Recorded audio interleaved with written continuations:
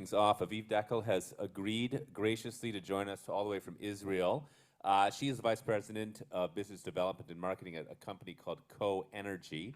And my understanding is we're going to learn a little bit about how much further we can go with waste-to-energy technologies. Aviv, I'll let you take it away. 20 minutes on the clock, and you guys know the drill by now. I have about 4 or 5 minutes for Q&A at the end. Hey, thank you, Nick. Hi, everyone. Can you hear me okay? Okay, great. So let's kick off. So it's really great to be here for the second year in a row, and hopefully third time's a charm, and I'll be able to join you in person next year.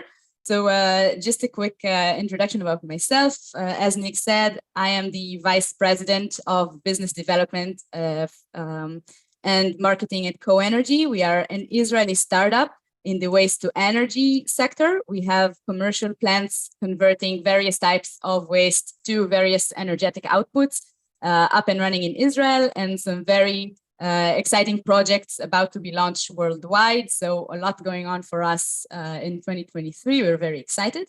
And now let's talk about ClimateTech and how waste-to-energy plays in that industry. So just to kind of define the scope of the discussion today, when I'm talking about ClimateTech, I'm talking about the industry that deals with at least one aspect of climate change. It can be mitigation, adaptation, monitoring, regeneration, or removal of greenhouse gas emissions. When we look at the industry, we see that the majority of companies, as well as the investors, are focused on the mitigation category. Whether it's through the problems and issues that companies are focusing on, and also the financial attention that they're getting. There is a staggering emphasis on investing in companies whose orientation is to mitigate climate change effect, which is good in a way. It's a sign of optimism that we're not doomed just yet. What I would argue here today is that waste to energy is a pillar component in the climate tech industry because it plays a vital role in each and every one of those climate tech categories, and especially in mitigation and decarbonization efforts. Waste to energy is offering huge opportunities and in a cost-effective way that aligns financial interests with sustainability. I always say, and this is an agenda that we're advocating at Co Energy, that in order for sustainability to work, it has to be green in the bank as well as for the environment. And if done right, then waste to energy can do that. This realization is not just my personal opinion, it's also gaining weight and reflection in the waste to energy market size. If we look at the last 3 years, we can see it pretty vividly. There was a really interesting analysis done by Fortune Business on October 2022 that estimated the waste to energy market size in 21 to be $32 billion and projected to grow to over $44 billion in 2029. So that market size, it's not just growing in thin air, it's the result of internalizing the benefits of waste to energy. I want to make 2 preliminary remarks before we really delve into the issue. First is that there is no magic bullet that can solve climate crisis on its own.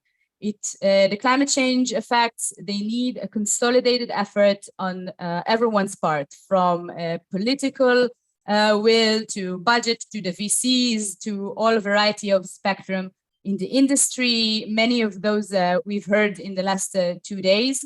So all these have to work together in complementary way.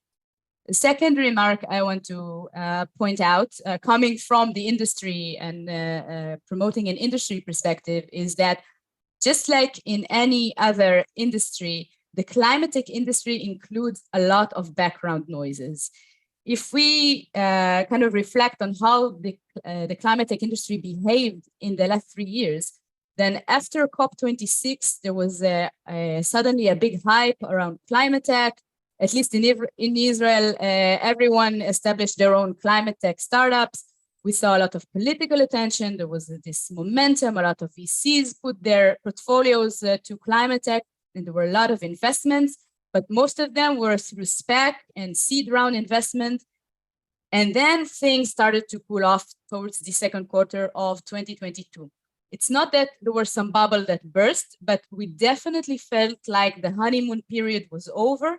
And for the investors, as well as for the industry, we realized that climate change involves serious technical and technological challenges that were not easy to overcome. And the titles and aspirations of net zero and net negative are going to take some effort to reach.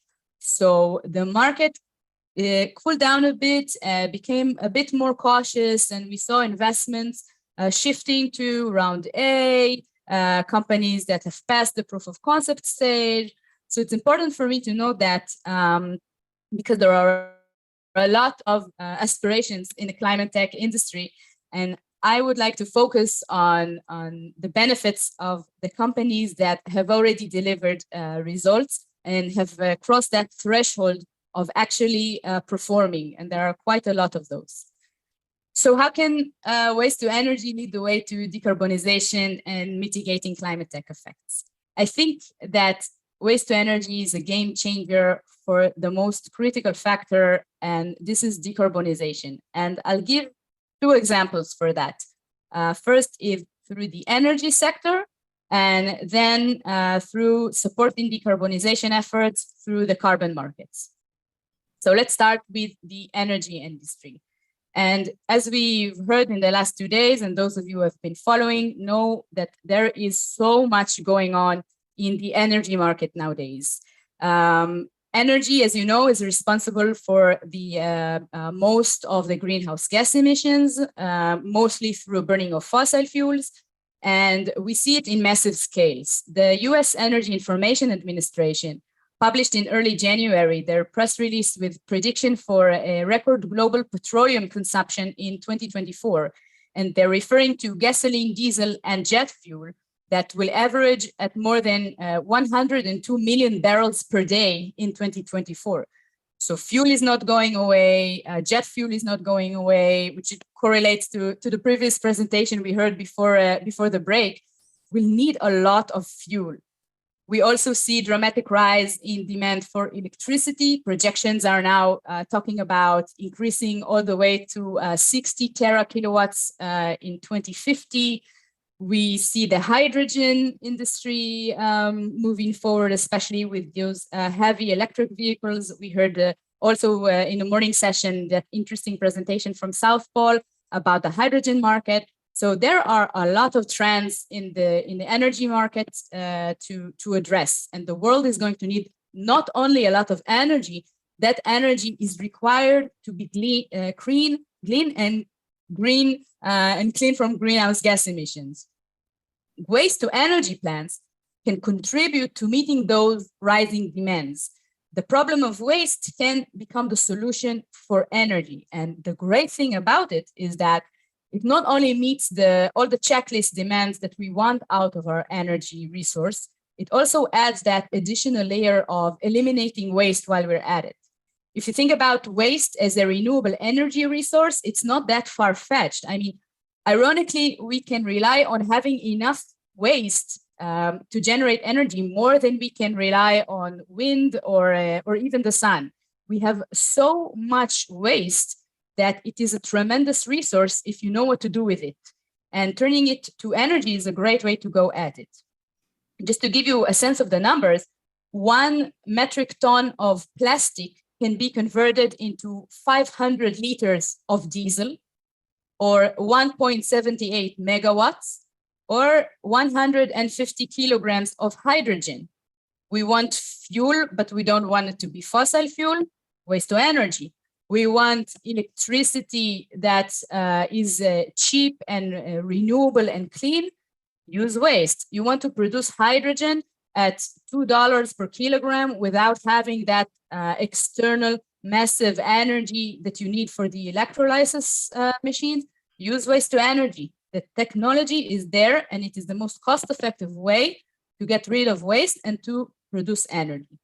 So in terms of meeting the demands and making it clean, waste to energy is a very powerful tool.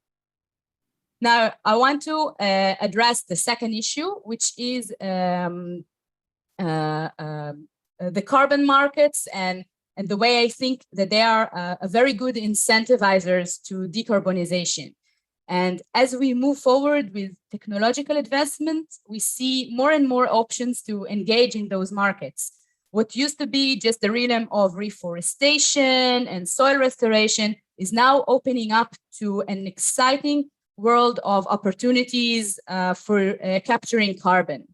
What carbon markets are looking for, and Nick, you can probably relate to that firsthand from your experience in South Pole, is stability. And stability goes hand in hand with reliability.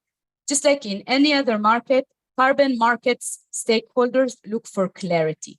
And clarity and confidence in carbon trading can come when the projects will be high quality and generate high volume of permanent carbon sequestration. And this is where waste to energy come into play with converting organic waste to biochar. This is a perfect use case for the carbon market. And I was very happy to read that same view in the Wall Street Journal just the other day with their article about biochar and carbon credits. If you think about it, when you're converting organic waste to biochar, you are taking that costly nuisance that everybody wants to get rid of, and you that would otherwise sit in a landfill and emit methane and CO2, and you actually convert it into being a carbon sink that you can profit not only from the credits, but also from the biochar itself as a commodity. So I don't want to get too technical, but speaking very broadly, with our biochar plants, we can get tens of thousands of sequestered carbons that we remove from the atmosphere with a single plant. You multiply it by the number of plants, and we can get into all the calculations later, but you get outstanding results in terms of your carbon credits, and it's considered a permanent capture because that's one of the high qualities of biochar. So with such projects, you can create that clarity and confidence needed in the carbon market and incentivize those carbon credits and decarbonization efforts. Now, last but not least, I want to address an issue that is sometimes overlooked, but it is really important, and this is the issue of creating a safe work environment. You know, we sometimes can talk in big titles about waste to energy and decarbonization, but when those words are translated into actions on the ground, they involved hardworking people. And I don't know how many of you have had the pleasure to work in a landfill or a waste transfer station, but it's not easy. And those people on the ground are doing a fantastic job with a very difficult environment. So when we as a community or a government need to choose which technologies we want to support and advocate, we need to address the issue of how those technologies create a safe work environment. And in the waste management industry, that is an issue. It is considered one of the top 10 most dangerous industries to work in the United States. And if we employ new technologies, we have to mind the people on the ground that will be operating those plants and those facilities. So that's also something that we have to take into account. So to sum up, no matter what angle of the ClimateTech industry, whether it's mitigating or adapting through zero waste goals or clean energy or incentivizing decarbonization through the carbon markets, a smart waste management, the waste to energy sector has a lot to offer. And those companies that have crossed the technological barrier can really put forward projects that tie all those loose ends together and present a very solid business model and can really make a change to the entire industry. So that was kind of a really concise overview. I'd love to take any questions and expand some more. There are a lot of exciting things going on from the technological perspective, from the waste management perspective. I'm a big believer in waste to energy, but let's open it up for questions. Okay. Check. Right here.